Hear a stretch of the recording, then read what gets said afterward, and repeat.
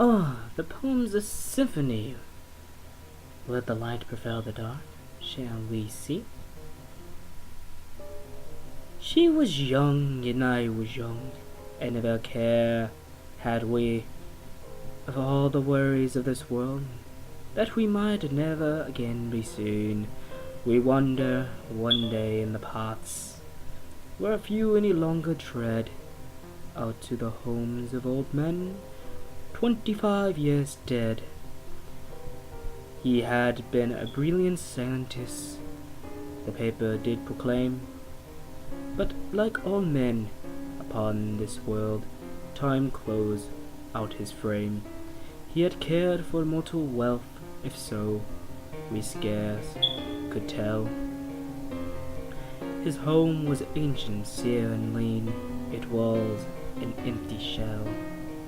The green towels on the floor decay, the garden plants were frayed, though white wood walls grew thick with moss after in his grave was laid. The first floor creaked, its wooden boards had for decades in silence slept, toward rotting stairs and up to heights my beating heart it leaped. Alice was her name, I think, though sanctity implores me not to think of the fact that I led her through that door. It beaded her to follow me up to the second floor, and through I was terrified, my fright pushed me on the moor. We walked up to those steps in the attic, where the box we found. I sat alone in deathly quiet, the room empty all around. On the side were scrawled these numbers, 433. In that box, a thing so dark that it should never be. Alice I leapt in the box and opened it up to see what light in the only darkness which drew both her and me. Alice and I looked inside, and the darkness saw a horrifying crawling nightmare living inside that maw. Centipedes and beetles crawling inside of there, thousands of them swarming, never a thought to spare. I'm not sure why I did it. I thought it was funny then. Alice was leaning over this on the side, and I thought to push her in. She yelled at me and screamed. I picked up the lid off of the floor.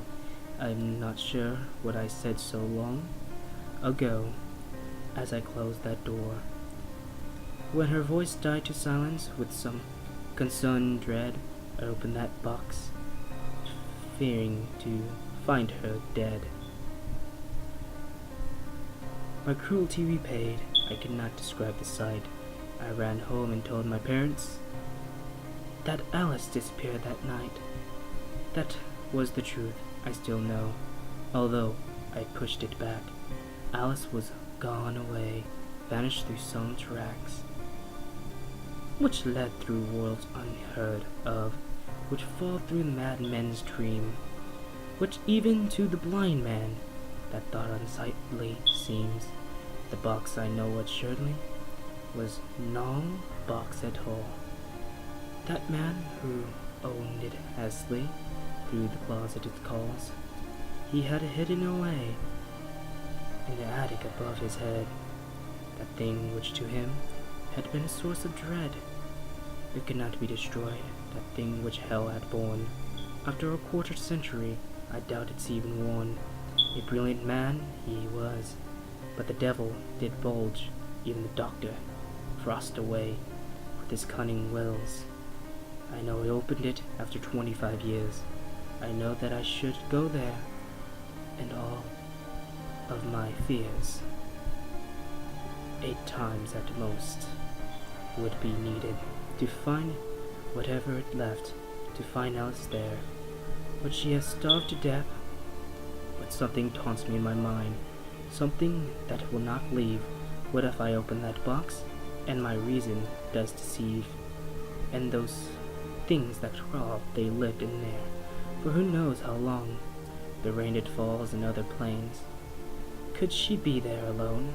I wonder now, whether if I go, and the darkness did convoy, What exactly will I find if it kept us alive?